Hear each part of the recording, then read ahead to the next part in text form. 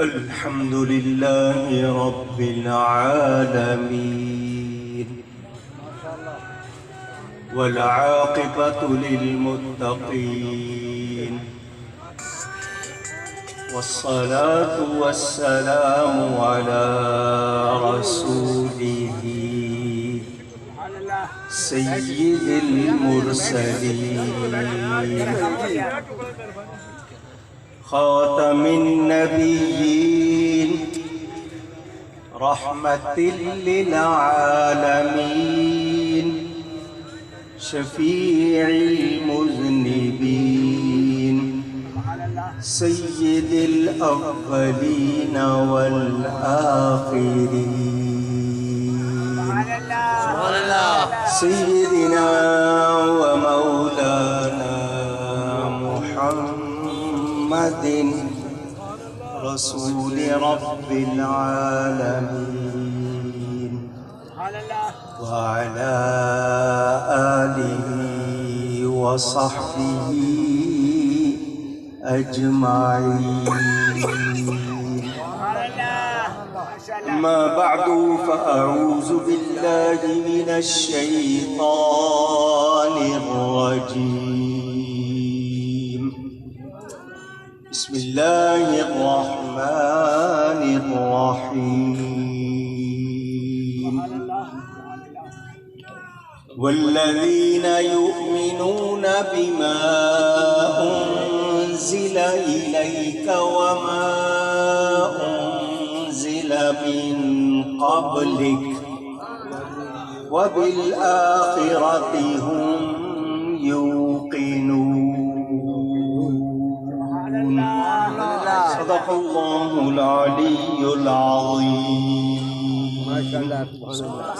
محبت کے ساتھ ایک مرتبہ دروشی پڑھ لیجیے. اللہم صل علی سیدنا مولانا محمد معدن الجود والکرم وآلہ وسلم. الصلاة والسلام علیک یا رسول اللہ. الصلاة والسلام علیک یا حبیب اللہ. الصلاة والسلام علیک یا رحمة للعالمین وعلى آلك وأصحابك يا شفيع المذنبين.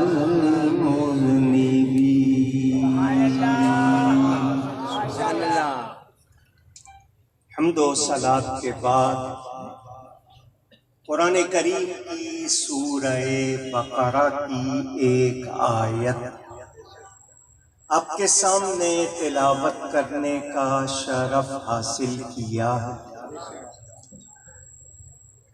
جتنا ٹائم آپ سنیں گے انشاءاللہ میں سناؤں گا.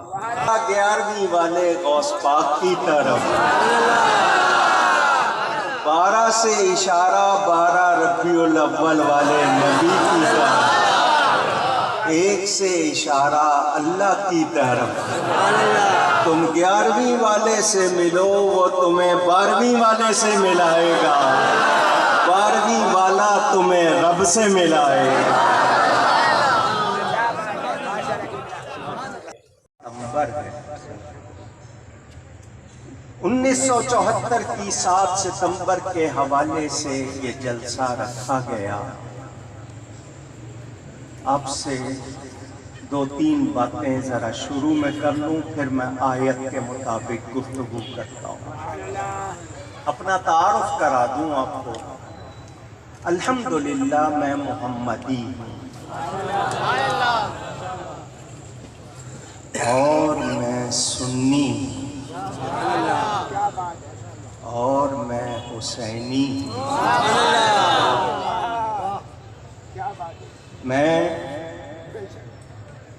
محمدی، سنی، حنفی، حسینی، پھر قادری بھی ہوں، نقش بندی بھی ہوں. سلسلوں سے بھی تعلق ہے. میرا ایمان قرآن اور حدیث پر ہے. کیونکہ عقیدہ بنتا ہے قرآن اور حدیث سے، کسی مفتی کے قول سے عقیدہ نہیں۔ میرے پشاور کے غیور، جیالے، بہادر مسلمانوں، آپ کو لفظ عقیدہ سننے کو ملتا ہے، شاید عقیدے کا معنی معلوم نہ ہو، پہلے وہ بتا دو۔ نون صاد نص جمع نصوص قرآن اور حدیث کے الفاظ کو کہتے ہیں۔ عقیدے کی بنیاد، اسلامی عقیدے کی بنیاد قرآن و حدیث کی نصوص ہے۔ کوئی شخص پوری دنیا کا بادشاہ بن جائے اور کہے کہ میری بات عقیدہ بنا لو، تو وہ عقیدہ بن سکتی نہیں۔ قرآن اور حدیث کی نصوص کے مطابق جو خیال، جو نظریہ دل میں جما لیا جائے، اس کو عقیدہ کہتے ہیں۔ سمجھ آ گئی؟ ختم نبوت عقیدہ کیا ہے؟ محبت سے کہیے عقیدہ۔ اور عقیدے اصولی قطعی ہوتے ہیں، irrevocable، ان کو کاٹا توڑا جا سکتا نہیں۔ دنیا ادھر کی ادھر ہو جائے، سورج مغرب سے نکل آئے، چاند چمکنا چھوڑ دے، تب بھی عقیدہ بدل سکتا نہیں۔ سمجھ آ گئی؟ قادیانی، مرزائی، احمدی، لاہوری، دیندار انجمن والے اگر یہ سمجھتے ہیں کہ وہ پیسہ خرچ کر کے، عہدے لے کر ہمارے دلوں سے اسلامی عقیدہ نکال لیں گے، تو یہ ہو سکتا نہیں۔ یہ جتنے ہیں یہ سر کٹا سکتے ہیں، عقیدہ نہیں بدل سکتے۔ بات سمجھ میں آ گئی؟ ختم نبوت اصولی، بنیادی، قطعی، اجماعی عقیدہ ہے، اس میں کوئی تبدیلی ہو سکتی نہیں۔ اب آگے بات چلے گی تو دوسری بات یہ کہ میرے پیارے نبی پاک صلی اللہ علیہ وسلم نے فرمایا، میرے بعد 30 دجال اور کذاب ہوں گے۔ کتنے؟ 30۔ دجال دھوکہ دینے والا، کذاب نہایت جھوٹا۔ دجل سے بنا دجال دھوکہ دینے والا۔ تو دجال ہوں گے، کذاب ہوں گے، وہ دعوے کریں گے نبوت کے، مگر وہ نبی ہو سکتے نہیں۔ اللہ ہونے کا دعویٰ تو کر نہیں سکتا کوئی، دعویٰ نبی ہونے کا ہی کر رہے ہیں ہم۔ تو کیوں کر رہے ہیں یہ آج آپ کو میں نے بتانا ہے۔ سنیں گے؟ گھبرائیں گے تو نہیں؟ آتا ہے والذین یؤمنون بما انزل الیک۔ دوسری صورت ہے بقرہ، سورہ فاتحہ کے بعد اس کی پہلی آیتوں میں اللہ نے مسلمانوں کی 6 نشانیاں بتائی ہیں۔ کتنی ہے؟ پہلی نشانی الذین یؤمنون بالغیب، بن دیکھے ایمان لاتے ہیں۔ اللہ کو نہیں دیکھا مانتے ہیں، پہلے نبیوں کو نہیں دیکھا مانتے ہیں، آج ہم نے نبی پاک کو نہیں دیکھا مانتے ہیں، فرشتوں کو نہیں دیکھا مانتے ہیں، جنت دوزخ کو نہیں دیکھا مانتے ہیں۔ تو بن دیکھے ایمان لانا یہ پہلی نشانی ہے۔ 6 تقریریں ہیں، میں 6 کی 6 نہیں کروں گا، مختصراً آپ کو نشانیاں بتا رہا ہوں، ورنہ اسی ایک نشانی پہ کم از کم 2 گھنٹے بولوں تو آپ کو سمجھ آئے۔